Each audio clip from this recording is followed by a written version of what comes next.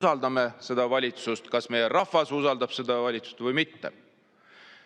Loomulikult, arvestades kõiki neid tegusi, väljaütlemisi ja ka viimaseid, miks viimaseid, ma arvan, see on viimase 2 aasta küsitlusi, siis selge on see, et rahvas rohkem seda valitsust ei usalda.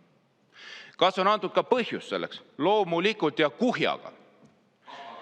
Kapaga, nagu Urmas, hea kolleeg, ütles. Ja ma toon välja teile just nimelt viimased sellised teod, väljaütlemised, mis kinnitavad seda, et me ei saa seda valitsust usaldada.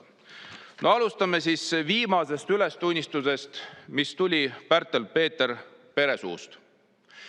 Meie siin Tallinnas, siin suvel, see on tema sõnad, volikogus mängisime lihtsalt Tallinna inimestega, mängisime teemaga, mis puudutab lasteaia kohatasu vabastamist.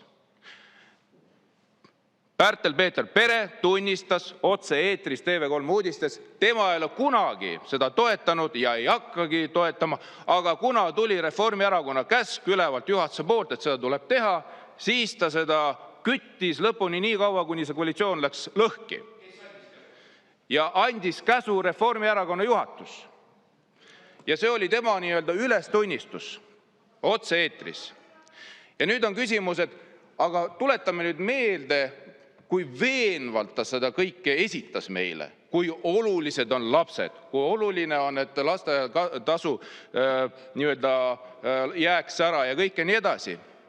Möödus 3 kuud, ütles, et tegelikult ma valetasin teile näkku, ma ei ole kunagi seda uskunud ja tegelikult see on väga halb mõte.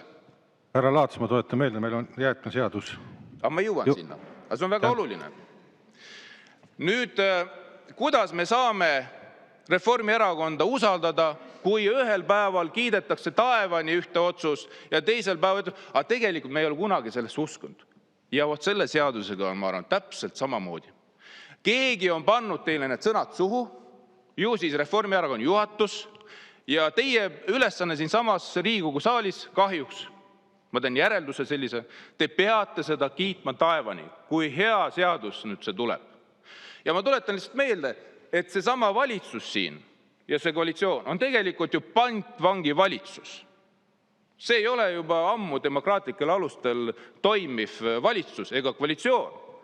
Kui ühest küljest öeldakse, et tegelikult me peaksime siin samas saalis võtma vastu ühe seaduse, mis selgelt halvendab meie olukorda, ma räägin praegu hasartmängumaksu langetamise seadusest, kus ka reformierakondlased tunnistavad, et see seadus ei ole hea, et neid sunniti tegelikult seda seadust toetama. See oli kõik jällegi otse eetris ja see on reformierakondlaste siis välja öeldud sõnad. Ja see lähtuvalt sellest, see ongi ju tegelikult pantvangi valitsus, kus ei ole rohkem mingisuguseid lähtepunkte, mille osas võiks öelda, et tõesti, et siin lähtutakse oma otsustes riigimehelikkusest. Ja nüüd jõudes jäätmereformi juurde, siis loomulikult kõik, mis puudutab erinevaid mõjuanalüüse, siis neid siin ei ole. Ja me oleme selgelt küsinud, kui palju siis kokkuvõttes see lugu läheb maksumaksjale maksma. Ja siis on öeldud meile, tegelikult hinnad ei tõuse. Teiselt poolt planeeritakse maksulaekumist.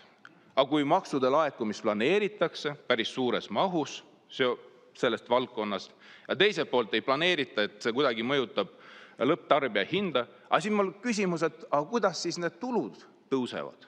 See ei ole lihtsalt võimalik. Kui on kuskilt tulude tõus, siis järelikult peab need tulud kuskilt saama. Järelikult lõpptarbijad ikkagi maksavad kinni. Järelikult need hinnad ikkagi lõpptarbijatele tõusevad. Paluks 3 minutit juurde. 3 minutit lisaks. Ja sellest lähtuvad. Loomulikult ka meie toetame katusorganisatsioonide seisukohti. On see siis Eesti Ringmajandusettevõtete Liit, Toiduliit, Tööandjate Liit, kes selgelt ütlevad, et kui selle jäätmereformide rakendate, siis elu meil paremaks ei lähe, vaid läheb kallimaks. Nii et veel kord, arvestades viimaseid Reformierakonna liikmete väljaütlemisi, üles tunnistusi, kuidas see, ja siin joonistub välja tegelikult nende muster, töömuster, ja seda töömustert me näeme ka siin. Nii et loomulikult Keskerakonna fraktsioon seda eelnõud ei toeta. Aitäh!